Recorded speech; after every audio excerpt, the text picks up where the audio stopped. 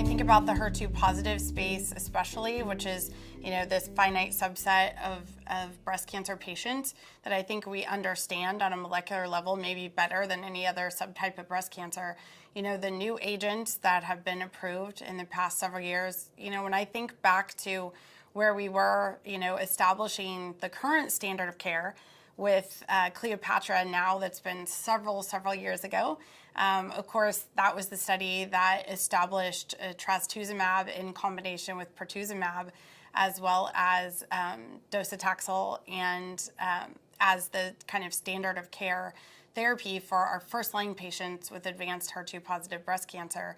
And kind of thinking about where we've come, as far as newer agents, targeted therapies, TKIs, antibody-drug conjugates, it's very exciting, and I'm so grateful to see all these advances in our own clinical practice and kind of seeing what that translates to our patients at the bedside. It's been a really remarkable last several years.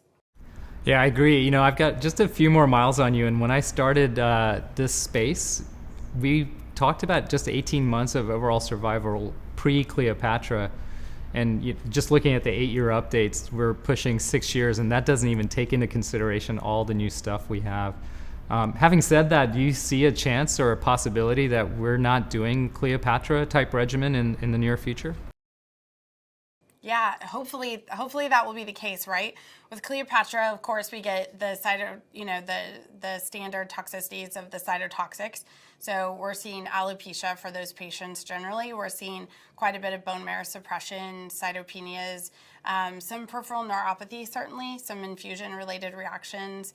Of course, if we use docetaxel compared to paclitaxel, we have a higher need for steroids, which for some patients can be problematic. And then, of course, the potential cardiotoxicity, which is something that we always are concerned about in the HER2-positive space. It would be wonderful if in our lifetime, as breast oncologists, that we would get so good at the targeted therapeutic options that potentially we could omit the chemotherapy backbone. And that would be fantastic, and hopefully something that could be achievable. Certainly, we're all excited looking at the frontline trial, looking at T-DXd in frontline compared to the current standard of care established by Cleopatra now several years ago. And we're all excited to see what this shows. We are optimistic this will be a positive trial. I think the question that you and I have discussed in several forums is, how positive does it have to be, to really change practice, to establish that as a new standard of care in the first line?